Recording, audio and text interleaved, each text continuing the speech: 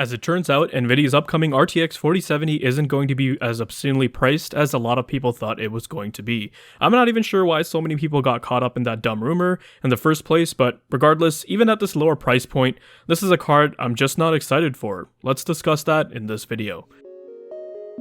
Hey, if you enjoy content like this, drop a like, make sure to subscribe, and smash that bell so you never miss another video.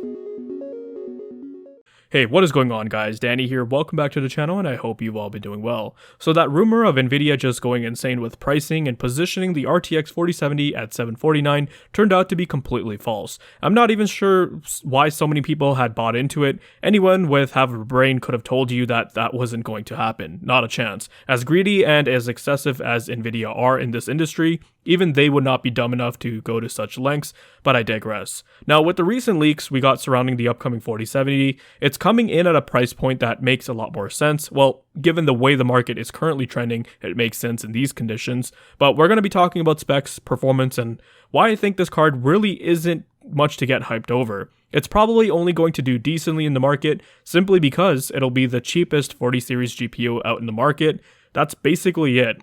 This information comes from Video Cards. I'll have the link in the video description, and in this article they have posted a screenshot from what appears to be a slide from a presentation deck showing specifications of the 4070 and how it compares against the RTX 3070 Ti and RTX 3070. I am actually quite surprised that the RTX 3070 is even there, because then this slide highlights the $100 increase in MSRP. Though, to be fair, given the current rate of inflation, that's actually not that much more expensive, and we've seen all the other tiers get price increases anyway, so anyone thinking this wasn't going to happen was only deluding themselves. Typically in the past, what Nvidia has done to market their X70 class cards is that they'll usually show it performing toe-to-toe with their previous generation flagship. When they launched Pascal, Jensen was on stage claiming that the GTX 1070 was faster than the Titan, and when they launched Ampere, they said that the RTX 3070 was on par with the 2080 Ti, a GPU which sold for around $1,200 USD.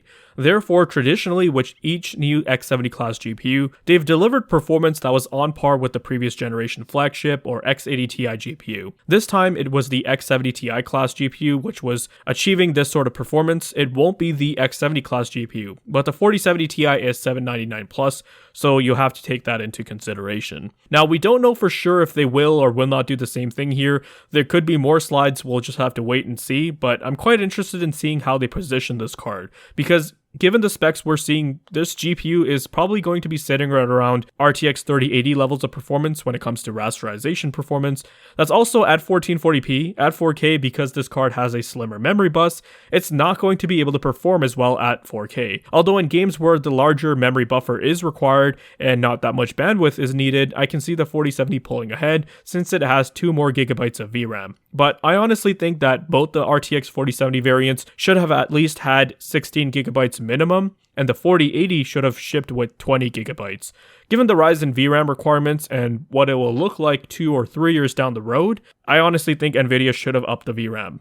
However, we know that Nvidia doesn't reside on the same realm of reality as us. In their world, the RTX 4070 is going to smash the RTX 3080 because DLSS 3. In their world, they think all users will enable DLSS 3 and frame generation, which technically makes the RTX 4070 faster, quote-unquote faster than the 3080 or even the 3090, and then they will show slides saying, look, it can beat a $1499 card from the previous generation for less than half the price. It's a great GPU and you should definitely buy this.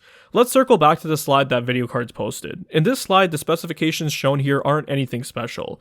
Main features being that the 4070 will support DLSS 3 with frame generation. Now, even though it says DLSS 2 for the 30 series, they actually do also support DLSS 3, just not the frame generation features, but reflex and DLSS 3 upscaling will still work. Right there, they're already kind of misinforming buyers, so I don't like that. It'll have support for AV1, so there's that. Now, in terms of memory bandwidth, it's actually an upgrade compared to the 3070, but most of the uplift is coming from the faster memory and also because Ada Lovelace GPUs have greater onboard L2 cache. Power consumption is also down. It's not by a huge amount, but a welcome feature nonetheless. By the way, that bar graph on the right looks absolutely horrendous if you ask me. To me, everything about this card screams RTX 4060/4060 Ti, or rather it's an X60 class die being disguised and upsold as an X70 tier GPU. I've went over this in the past as well, but their segments have all been shifted up along with the prices, because last gen the RTX 3060 Ti matched the RTX 2080 Super. An X60 class GPU matched an X80 class card. It's always been that way. Same thing happened with the 20 series. The 2060 matched the 1080 in rasterization for the most part. This time you're not getting that. You'll have to jump to an X70 class GPU in order to attain RTX 3080 levels of performance, just with the addition of AV1 and frame generation, which results in the consumer paying more but also getting less for their money this time around.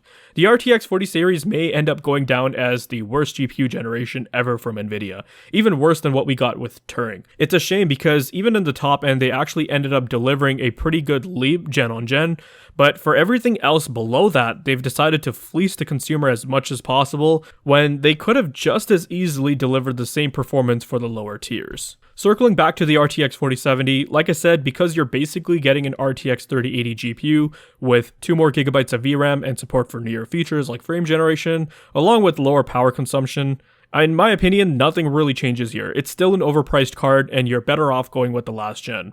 Right now, you can get a brand new 6950 XT for $699.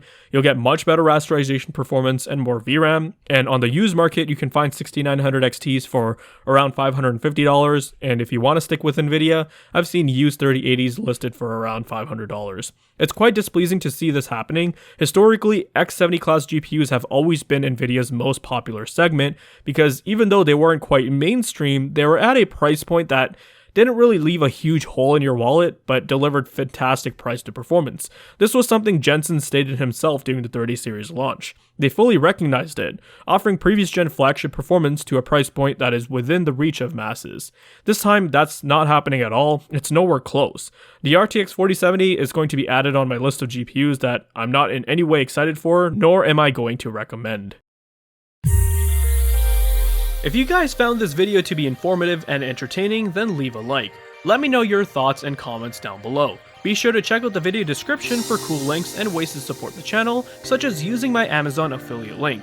And if you're interested in seeing more content like this, then consider subscribing. I'd greatly appreciate it. Thank you guys so much for watching, take care, and I'll see you in the next one.